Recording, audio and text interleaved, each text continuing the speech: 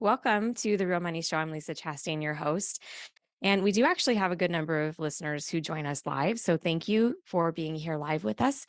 We also have a YouTube community watching these, after the live show. And so, however you're joining us, wherever you are, we've got people from all over the world. Indonesia, China popped up on our map. Women in the Middle East popped up on our map, or I don't know if it's man or woman, but gosh, thank you for being a part of this now international community, having conversations about money. I will say today, for those of you who are listening, wherever, maybe you're listening to the replay, whatever that is, buckle your seatbelt. So buckle up. This is going to be, gosh, we always have such great conversations. And this conversation, there's always one person, Amber. I believe this. Our job today is to impact one person who needs to hear you. Because every show I have a different person with a different message, different background, different everything. Today, someone's going to hear from you and their mind's going to be blown. I believe that because having worked with you now since November, every time you and I have a conversation, I elevate and I get clarity. So I always get a ton of value out of being here with you today. And I'm so excited for my listeners to get so much value. So welcome officially, Amber Fuhriman. Thank you. I'm so excited to be here. And I love the one person approach. I feel like so many people get caught up in how many people am I impacting and how big is my circle. And they forget that the person right in front of them or the person who's listening in the background is the person they're impacting the most. And that's what matters. That's the only thing that matters. Yeah. Really, at the end of the day, for me, that's what matters. That one person at a time. Yeah, absolutely. For anybody who wants to make an impact, that's the way it's got to be. I agree. So shout out to you and Stacey O'Byrne. I met you, just some backstory. We'll have you officially introduce yourself to Amber here in a minute. Last year, 2022, I was rounding the corner as a coach into the end of the year. And I think we had made a decision as a team to join your training months before that. But I knew I was ready for what was next in my life. And as a business owner, as a mom, as a wife, all the things there were, again, we talk about this on the show a lot. So our listeners are familiar to some of these concepts is like every time I elevate or I need something new or I'm not getting the results that I want or say I want in my life, I have to meet another version of myself. And Denna on our team was like, I think you should check out Amber. And they do NLP trainings, Neuro-Linguistic Programming trainings. And I'd been through an NLP based program, which our listeners have heard about. And I was like, bring it on. Bring it on. Hadn't met you before, hadn't met Stacey before, but I trust my team and I trust the process. And I know that NLP is like some crazy, amazing shit. And from the moment you walked in, you played full out. That was From it. Day one. You were there. It was amazing to watch. Yeah. I was like, let's fucking go. Yeah. Let's fucking go because life, and I'm still playing it now, let's 100%. Go. Let's figure this out. Yeah. And so for my listener, my invitation for you today, I'm going to plant the seed and then I'll have Amber introduce herself is what is next for you? And more importantly, who is next for you? Who are you next for you? Not another person that's going to walk into your life and change your life, but who do you get to be? And that's what we're going to talk about today. Who do you get to be as a listener, as a person, as a human being on this planet? And what is in the way? What bullshit do you need to break? We're going to talk about Amber's next book on the show. You ready to rock and roll? I am. Let's go. Let's do it. Let's go. Okay. So Amber, can you please officially introduce yourself in whatever way you feel like is appropriate? Yeah, of course. So I always tell people that I'm a recovering attorney that's sometimes still not so recovering. I'm also a recovering perfectionist and a serial accomplisher. Right.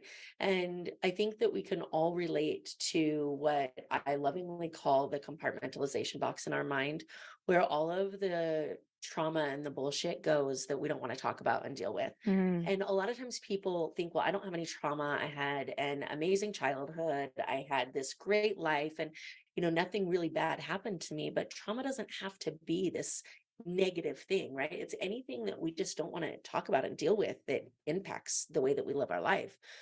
So my compartmentalization box just kept filling up. It kept getting added with people who left in my family. I mean, suicide starting at the age of 7, loss of my dad when I was 17.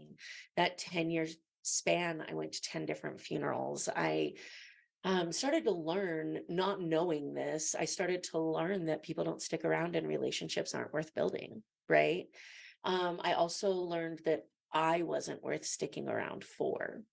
And then I started getting in really bad relationships. Every time I would meet somebody, it was, I have to hold on to them for dear life because whoever is going to love me again. And I Mm, went through this phase of just trying to figure out what it was that was going to make all that go away. yeah. And like most people in our generation, it was that magic 6-figure income, right? It's that money. Like as soon as I have 6 figures, everything's going to be okay.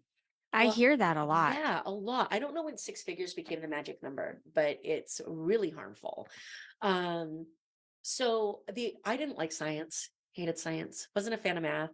So the only way I knew to make 6 figures was to be an attorney. After a huge derailing of my life, hitting what I Mm. thought was going to be my rock bottom. I'm sure people can relate to saying this is my rock bottom, and then the universe is like, hold my beer. Right? Show me what rock bottom feels like. Yeah. So when I thought I was at my rock bottom, I was like, I gotta do something. Like this isn't the life I want. So I went to law school. I graduated at the top of my class.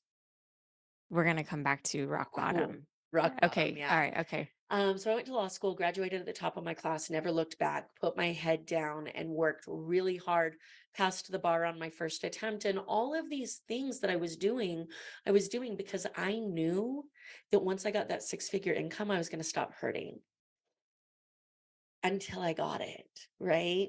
Um, I'm sorry, 2015, when I got my W-2s, it was my first 6-figure income, Mm. which makes it really ironic that my emotional breakdown happened right after I filed my taxes in 2016. So at now, what was my rock bottom? I started talking to a therapist for the first time. I started healing, started having conversations about vulnerability and shame and authenticity and all of the things that I wasn't supposed to have to talk about because money was supposed to fix it. Mm. And as I started opening myself up, and we'll talk about this a little bit more, I'm sure I found obstacle course racing, I found physical fitness that led to the willingness to get intellectually and emotionally uncomfortable. It challenged who I was, what I thought I was capable of. And somewhere along the way, I became this strong, independent business owner that knew my value and my worth. Mm. And I blame obstacle course racing, NLP, and the amazing community of people that I've surrounded myself with for helping give me the tools to make that happen. Hmm. And that's where the coaching came from. You know, it was never supposed to be coaching. It was supposed to be being a better attorney. Yeah. And all along the way, I challenged my identity because I knew I had a story to share, right? And one of the craziest parts of this whole journey is when I wrote my first blog post. I wrote my first blog post when I was at I had opened my law firm. I had gotten my first bar complaint. Hmm. And I wanted somebody to tell me the sky was falling. Have you ever been in that situation where it's like the worst thing that's ever happened to you and you want somebody to acknowledge that and they're like, this is nothing. And you're like, no, It's no, the worst. this is not what I need you to tell me. And so I would go to attorney after attorney and he would say like, this happened to me. And they're like, I guess you're a real attorney now. Like, you know, Uh, you're not a real attorney unless you've pissed somebody off at some point. And I'm like, but isn't that no, your like, job in your job yeah, description? yeah. No, no, no, no, no. So I was like, all right, I gotta figure something out. And I'm sitting in my house and I'm having a panic attack. And it's the first panic attack I've had in months. And so I did what had always helped. I looked at people who had such a worse situation than me that was making it. And in my world, that was the obstacle course racing community. So I started watching obstacle course racing videos of paraplegics, people who had had legs amputated. And I wrote my first blog post and it was called, But Did You Die? But did you But die? did you Like die? that, like Hangover movie. Yes. But did you But did die? you die? And it was like in my head, what I was imagining was that they were going to take my bar license. I was going to lose my law firm. I was never going to be able to practice law again. I had no idea. I'm getting goosebumps just repeating this. I had no idea who I was. My worth was still tied up in being an attorney. And that was the end of the world for me. And hearing, "But did you die?" was exactly what I needed to say, but it's really not the end of Mhm. the world, right? So I send this off to a friend of mine and he looks at it and When was this? What year was this this? was 2017. Okay. I send this off to a friend of mine and he reads it and he's like, "Amber, this is unbelievable. It's fantastic. You can't publish it." And I said, "What do you mean I can't publish it?" And he says, "Nobody wants to talk to an attorney that talks about anxiety and depression and panic. They want to know that their attorney is the person that is strong and overcomes those emotions and doesn't let things rattle them. If you publish this, it's going to ruin your legal career." Kind of like a Jerry Maguire moment, Yeah, right? yeah. Yeah. And so I sat back and this is the moment it all changed for me because I was like, maybe I could publish it anonymously, right? Mhm. And when I called my therapist for the first time and I sat in her office because I didn't need therapy, so I just cried for an hour because I didn't 'Cause need therapy, right? Because I was fine and I didn't need therapy. Um, she gave me Brene Brown. She introduced me to Brene Brown, and Brene Brown became a huge part of my story. And Brown talks about shame and courage and the arena that we choose to live in. And as I went to publish this anonymously, I heard her voice saying, "If courage is a value that you hold, Mhm. then this is a path you have to take," right? Mhm. I can't post a blog post about anxiety and depression and courage and owning who you are and do that anonymously and hide. So I said, "Screw it. If this ruins my legal career, I wasn't supposed to be an attorney." And so I published it and I waited. And instead, Where did you publish it? What does that I mean? published it on WordPress. It is my one and only blog post ever. And then Like I on your website, like your attorney's website or no, I like published it on like a WordPress website that I had created for this okay. blog I was going to create. And then I shared it all over Facebook. And I I waited for everybody to tell me that I should just close my law firm. And some people did. But the majority of the people that reached out to me were attorneys saying I suffer from anxiety too. And I suffer from depression. And I got really frustrated because if we're all suffering from this, why are we doing it alone? Mhm. And this was the first time in my life that I had been willing to say, if I can't speak my truth, I'm not meant to be an attorney. And to me, that was the shackles being Mhm. unleashed of that identity that allowed me to create everything I've created now. So I know that's the longest introduction on the planet, but that's who I am. Okay, thanks for joining us, everyone. We'll see you next week. Oh my gosh, I love that so much. We had a guest on the show last week where I think one, you get what I'm up to Yeah. and you get what my listeners are struggling with and thinking about and wanting to accomplish. And so just to like dig in there and like not make me like pull it all out is nice to say, here's all my shit. Yeah. Do Now what you like with it. Yes. it's very honest and very real.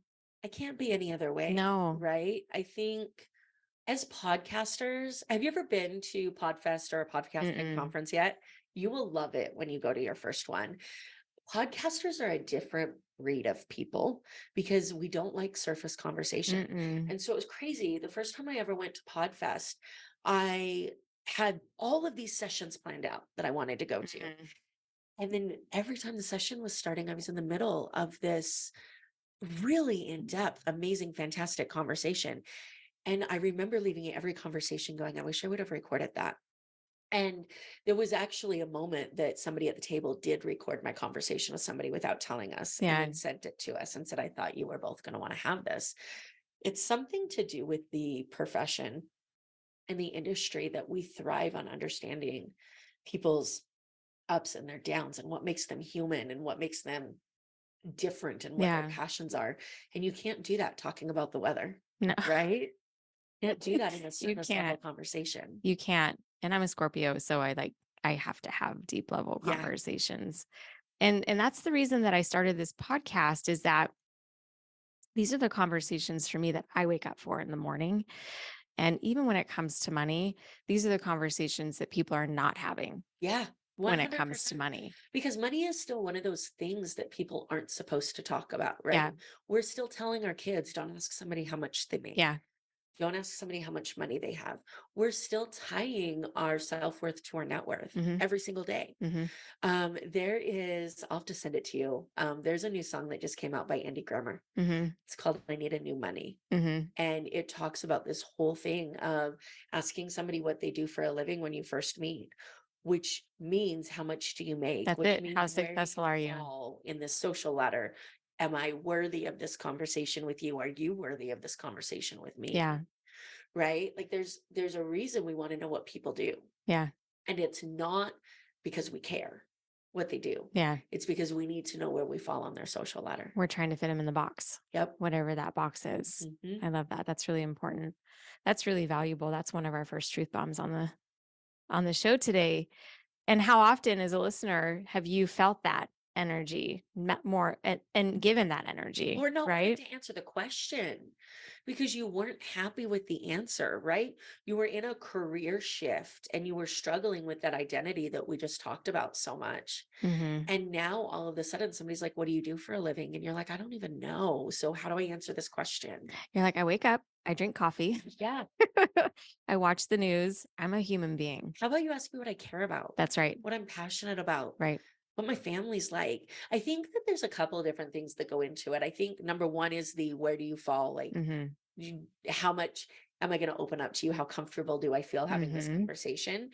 And then the other is like, people are so afraid to push a button, to Hmm. upset somebody, to say something that they're not going to be able to take back, that they just don't have conversations at all. Or they're afraid themselves of looking bad, Yeah. that they don't know enough. Yeah. Yeah.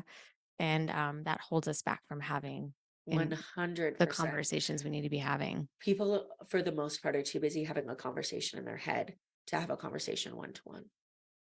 I love that. Let's go there. I do want to know though, from like, because that was like that was, I think, maybe 3 minutes introduction into like your whole life story. So you're by your own definition successful and still working on creating what it means for you to be successful in your life. Your company's name is Success Development Solutions. So just to close that loop for some of you listening, or for all of you listening, is that Amber runs well, you're still an attorney, you're still an immigration attorney, and this journey into neuro-linguistic programming, into coaching. It sounds like this blog was something that shifted the course of your life. It was more of the conversation that you took to a deeper level with yourself first and then shifted. So you now train. I Mhm. want to help listeners make the connection for me and you. You now train neurolinguistics. You're a certified trainer and you take people through the journey for themselves to become certified. So that's the other part. And you're my Correct. coach, putting it out there. You're my coach. You're helping me break my own bullshit up. And I I hired you and I was like, pull it out of my brain. Take it out. I was like, challenge accepted. Because there's a distinction between our conscious mind and our unconscious Yes. mind, and we don't know, like there's so many ways that we can go, but I just wanted for listeners to know like who you are now and the mission that you're on now. It sounds like, so you correct me if I'm wrong, it started with that self-awareness first of your own, of like what's going on with me, Yeah. and that led you down this path. Can you take the listener and me on that Yeah, journey? absolutely. So, when I found, I opened my law firm in 2017, and I opened it because when I had this meltdown in 2016, And what caused the meltdown? so I did, would be the answer, but yeah, I like mean, what it's was always it? me. I'm Yeah. the problem, right? Um, here's this. Okay, well, welcome to vulnerability town. I had become very good at controlling things in my life. And by things in my life, I mean people in my life. Mm. And whenever I felt out of control, I could always feel in control by controlling a situation or somebody in a situation. And I didn't realize this, right? It's not like I woke up and I was like, who can I manipulate today? Right? No. Like it's not that at all. But I would start to panic and I wouldn't want to panic. So I would cause a fight in a relationship that I was in so that I could be the solution to that fight. So I could feel like I was in control. right? I had been I had been dating a guy for like 3 days, maybe a week, but let's make me sound a little better and make it a week. And I thought that he was lying to me about where he was going to be, which frankly is none of my business after a week.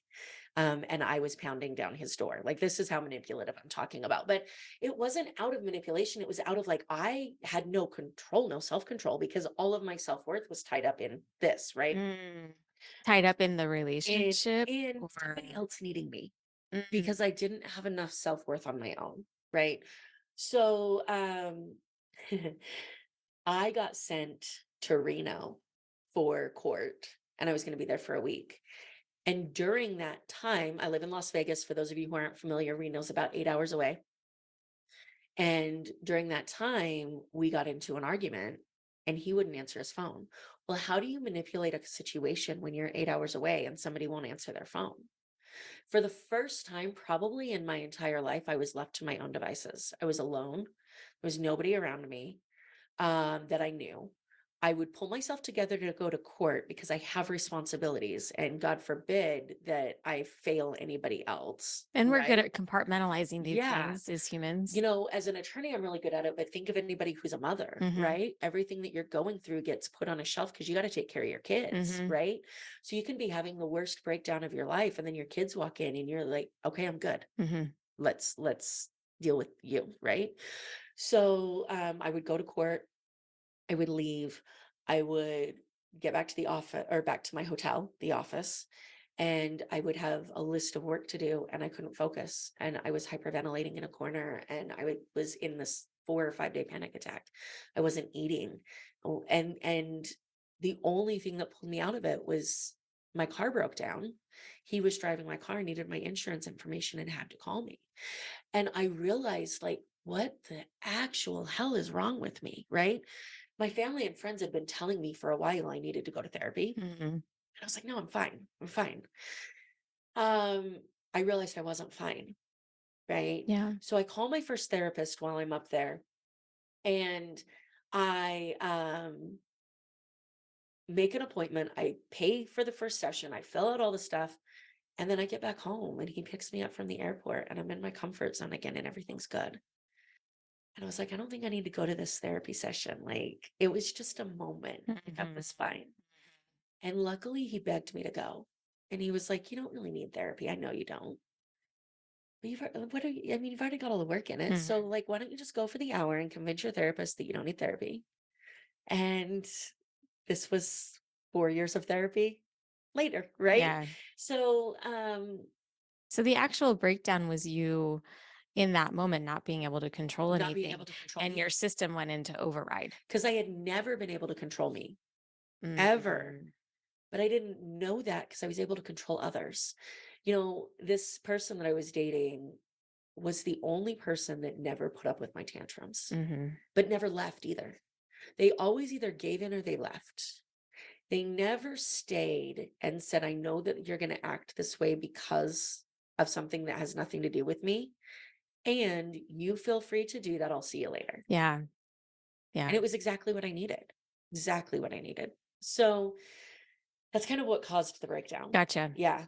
Oh, it was a whole heap of It was self-awareness. a whole heap of self-awareness, a whole Gotcha. heap of self-awareness. This happened for me in 2018. And a lot of my listeners know my story. You don't necessarily know this story. So I'm not going to go over it all in detail today. What I will say is that the world around me as I knew it was like screaming at me, like, what the fuck are you doing? What are you doing? And I was in so much pain. The good thing was the pain caused me to like have to look at myself again and go, okay, what I'm doing is not working. I need to change Yeah. and shift gears here and make some decisions and make, and it sounds like you did that. Yeah. So Um, therapy, and then what led you to NLP? so I opened my business in 2017 and realized I had no idea how to run a business. So I was going to quit practicing law. I was done. I was going to go hit the reset button and go back to bartending and figure out where I went wrong. Mm-hmm. And somebody suggested I open my own firm. I'm like, that sounds like a horrible idea. I'm in, right? They were like, what do What you time? yeah, exactly. They were like, what do you have to lose? If you're gonna go back to bartending anyways, why don't you give this a shot first? Yeah. And so I did, and then I realized I knew nothing about running a business. I knew nothing about sales. Like I went to send a letter and I was like, how the hell do I do this? Like, I don't even know. So I found NLP because I thought it was a business seminar Yeah. on how to sell better, which it is. It My is. business tripled within the first like 6 months after Yeah. prac. Um, but I learned so much more, so much more. What year was that? I went to prac in 2018. With Stacy? Yeah, Okay. Shout out to Stacy. I don't know if yeah, you're listening to this, but super grateful for you. Okay. So 2018 yeah. started your prac journey. 2018 started my prac journey. Who was Amber in 2018? Who was the woman that walked into those doors? I was really good at pulling out my type A personality and defending everybody around me while I thought that I wasn't worth defending, Mm, while I thought that I wasn't worth being around. My entire purpose on life was in helping others. And I didn't realize how little self-worth I had. mm, It's really interesting going back. I connected with somebody from high school recently, and they were talking about me going to law school, and they were like, it makes sense because you were always like the strong silent type in high school. And I'm like, I'm glad you saw strong silent type because I saw that nothing that I say is worth hearing. mhm, Right. mhm. And I think it was like, I what happens to a little person's brain as they grow up is different for each person. And I don't know exactly when it was that I decided that I wasn't worth listening to. Mhm. Um, I think there's a lot there Yeah. that I don't know. At some point in time, though, I just decided that it was worth it for me to stay quiet unless I was defending somebody else. We've had that conversation, I think, about your brothers in some Yeah, way. You've got two younger brothers, two right? younger brothers. And we don't have time right now before we take a break to unpack all of that in childhood. But the concept there is for the listener who's trying to make the connection is that things happen to us when we're kids. Oh, And by before the age of 10, those things, those events become beliefs. And those things that you're communicating that you saw yourself as someone who wasn't worth listening to, it was through those events that you made shit up. yeah, Or you heard someone say something and that imprinted on your brain, which is the science of NLP of how things just imprint yeah. unconsciously. It becomes a memory, it And it doesn't becomes even a have to be belief. bad, No. right? Yeah. It's protection, right? So it really is fascinating when we start to unpack it all. What resonated with me about the sentence that you shared about life getting better Mhm. is that we are real time. This is actually a very serious thought. And I really hope this lands with you as a listener is that we are real time creating our realities. Absolutely. And the challenge that we have, not just in America, across the planet as a human, is that we don't get that Yeah. and we don't own it. And that's like I learned this at Choice Center years ago, right? About the distinction. And this is a life coaching context of like, there's a difference between living your life as a victim Mhm. and living your life as the author and creator of your life. And financially, which is what I'm on a mission to do, is to help people understand how to be the architects and creators of their lives financially. And it extends way, way, way, way, way beyond finances. I Yeah. think finances is just where that pain point shows up or those results show up that say, hey, you're not where you want to be in life, right?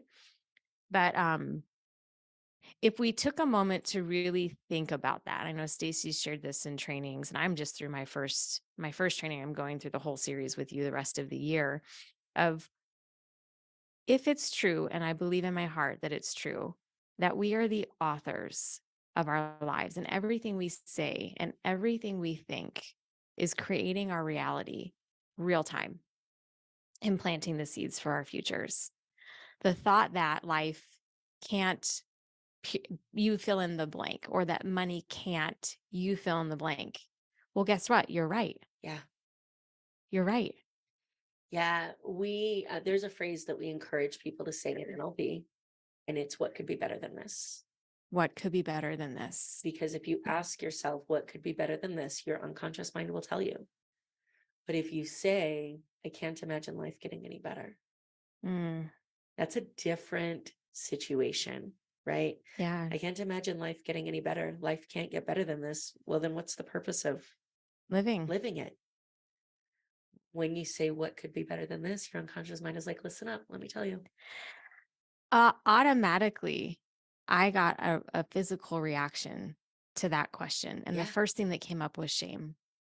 Ooh. Shame for wanting more. Yeah. So that is how quickly our programming kicks in from how, and in particular with money, how I was raised with money. And for you as a listener, it's the same thing. And for Yeah. you, Amber, right? For all of us, it's the same thing. If we had the courage, and then it's like, well, how dare you? Yeah. How dare you? Like, don't Because you have enough already? my mom told us, you just be grateful for what you Yeah. have.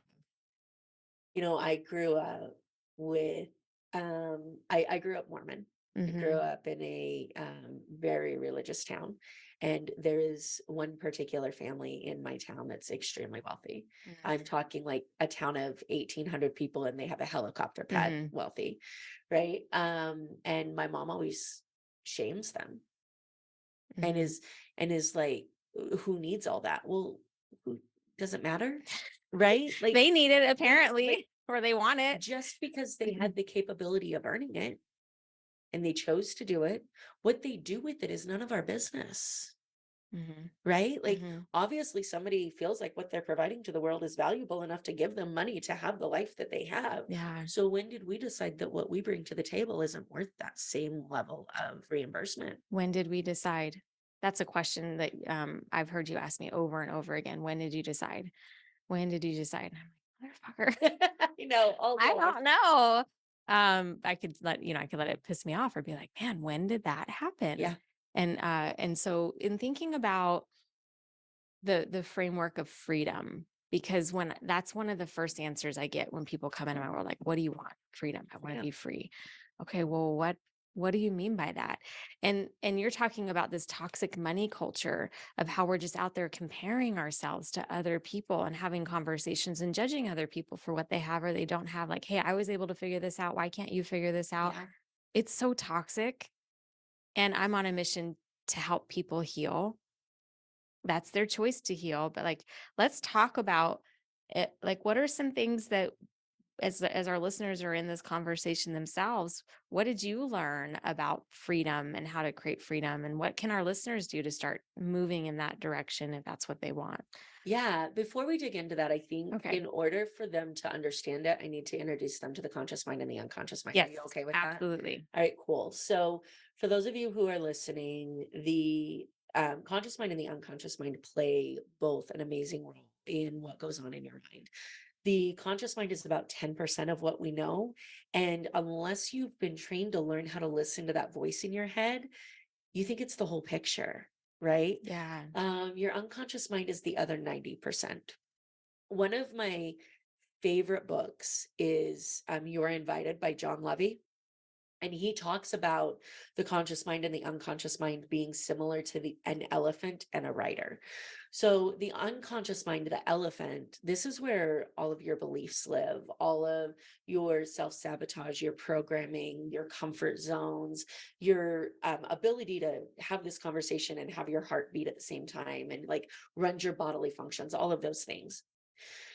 So if you imagine that little 120-pound person on top of an elephant that thinks that he's actually controlling where that elephant's going, Mhm. if that elephant doesn't want to go where that little guy wants to go, he ain't going there. Mm-mm. There's nothing he's going to be able to do to make it go there, right?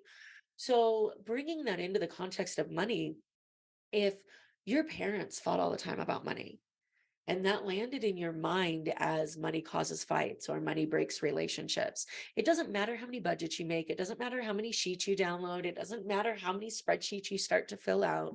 Your unconscious mind is never going to let you have money because money is bad, right? This is the problem with not talking about it. God, I keep hitting my microphone. They Sorry. don't know. Okay, cool. Um, this is the problem with not talking about money. The things we don't talk about them for a reason. And it's because they're bad. So when we say, "Oh, I can't talk about money," that leads our unconscious mind to believe that money's not good. And then all of a sudden it's like, well, I can't have something that's not good. That would be counterintuitive. That would be, what's the purpose of that? So I'm going to push it away. I, for me, when I thought that I was overcoming some of these money mindset issues that I personally had going through my journey, I felt the need when my eye doctor had been trying to get me to get cataract surgery for the last 4 years. I was like, I don't need it. I don't need it. I don't need it. Right. All of a sudden, when my bank account in my business had more money in it than it had ever had, all of a sudden, then I needed my cataract surgery. And then I needed to pull money out of my business. I needed to get that. I didn't realize I was doing it at the time. I needed to get that down to a place where I felt more comfortable with the Mhm. amount of money that was there, where it wasn't going to ruin my life in some way or another. Mhm. So, for you, as you're listening to this, there's a voice in your head. You have probably spent the majority of the time silencing the good and listening to the bad, right? Yeah. Listening to the excuses and the bullshit and all of that that pops up, and then silencing the part of you that says how amazing you are. Um, this voice in your head is also that voice that's telling you that if you make 7 figures this year, that your marriage is going to fail, Mhm. that if you have that 6 figure business, that your friends aren't going to be able to relate to you anymore and you're going to be alone on an island. So, as we really start to pay attention to what that voice is telling us, we can start to find out when we made the decisions that we made, what was happening. And this is what NLP is all about, Yeah. is what experience happened that made this belief and what are other things that that experience could have meant, Yes. so that you can have different beliefs moving forward. Yeah. It's called reframing. Yeah, You can reframe it. It's so powerful. it really is. It's so powerful, and it is the journey of a lifetime. It is. You're never done. You're never done. I love, so Stacy is my coach and Mhm. mentor. Mhm. And I asked her what her coaching philosophy was. And she's like, my coaching philosophy is that I hope that all of my clients outgrow me and that I grow fast enough that they never do. Yeah. I same. Right. Same. Like I Yeah. want my clients to outgrow me. Yeah. How cool would And that I be? want to make sure that I grow fast enough that they never have the opportunity to. That's right. That's right. Game on. Yeah, let's Game on. go. Let's grow together. Let's do it. You brought up a really good point that I want to bring back to finances. And I do tell my clients this is that if you've never had money, or if like a lot of my clients experience that yo-yo kind of like a diet where you have money and then it's gone and then you have money and then it's gone, or windfalls. A lot of people with windfalls that they Yeah. experience this. They've got all this money in their bank account and then they're back down to zero. This is the paycheck to paycheck cycle that Americans are stuck in. Yeah. And we have a lot of chatter, Yes. and a lot of experts giving you a lot of opinions and a lot of advice. But here's the thing. If you have lived your whole life in that yo-yo of having money and not having money, not having money is safer to you Yeah. than having money, to your point with the cataract surgery. And so you may say that you want 6 figures or whatever. And like a lot of clients, we've got a woman in my program right now who's like, I make great money and I don't have anything to show for myself. It's because actually having money doesn't feel safe. Yeah. You don't know what to do with it. Yep. And so you got to get rid of it because that's what you've done your whole life. Is that what was that your experience? Yeah. Or like, yeah, let's help our listeners. Like, what do you do about that? So first of all, you can't consciously fight unconscious programming. Okay, say that again. You can't consciously fight unconscious programming. So you need a coach that knows how to talk to your unconscious mind. I will never work with a coach in any, I mean, I have 6 different coaches. I have a health coach, I have a money coach, I have a business coach, I have a book coach. Like, I will never work with somebody who doesn't understand the relationship between the conscious mind and the unconscious mind. Because, and no disrespect to any programs out there that are like, this is my favorite to reference, but anybody in the fitness world, 75 hard, if Mm-hmm. you're familiar with that, Mm-hmm. it's just beating down your conscious mind until it can't fight you anymore. Well, there's such a better way to do it than beating it down, Yeah, there right? is. So if you are in that yo-yo, you can't be part of the problem if you're part of or you can't be part of the solution if you're part of the problem, right? So if you're saying, I don't want to talk to anybody about my finances because I can figure it out myself, I can promise you that you can't, You and can't. you won't. You won't. And you need somebody who knows that you're not just being stubborn, that No. it's not that you just don't want to hold on to money, or you're irresponsible, or you have impulse control issues. Like, there is a reason that is Mhm. tied to your value and worth as a human being, that it's tied to how much money you deserve to have, or can have and still maintain the lifestyle that you think Yeah. you want. Yeah. So you need somebody in your life that can help walk you through those things. Mhm. The other thing too, and this is where, kind of the break your bullshit box whole thing comes into. Amber's book is coming out Yes, soon. I'm so excited. Is being willing to say, like, I know that I'm telling myself right now that I can't have money. Mhm. I want to find out what that stems from. Mhm. Because as soon as you say, I want to know, your unconscious mind says, well, I've been trying to tell you for the last 20, 30, or 40 years. It's just like going to the doctor because your hip hurts. Mhm. And then you get there and your foot hurts and your arm hurts and your head hurts. And your mind's like, God, I've been waiting for you to finally get a checkup for the last 6 years. Since you're here, let me tell you all the things that are wrong. I've been waiting. Yeah. I've been waiting. And we don't trust ourselves. No. We don't trust ourselves. So it is a process, and I want you to hear it's totally possible. 100% it is. If we believe that anything is possible, then we also, by definition, have to believe that financial freedom is possible too. That's right. One thing that I work with in my world is helping from the unconscious mind perspective, helping my clients define what success is for For them. them. And knowing that it changes, right? It does. Knowing that, we all, in all parts of our life, I have this image after going through NLP of this like big warm hug with myself, Yeah. and then just shedding the parts that no longer serve me. Mhm. Right? Because the resilient person that you've had to be to get through life to where you are now, maybe that hard shell that can't trust anybody isn't the one that's going to take you to the next level in your life, Mhm. isn't the one that's going to create the financial freedom for you. Does that mean she's bad? No, she created this life that you have now.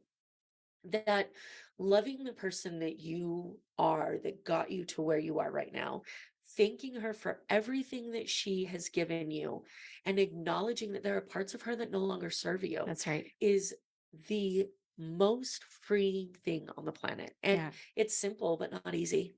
Yeah, it is. And the right person can guide you through those different layers. Find people that you trust to help you with that.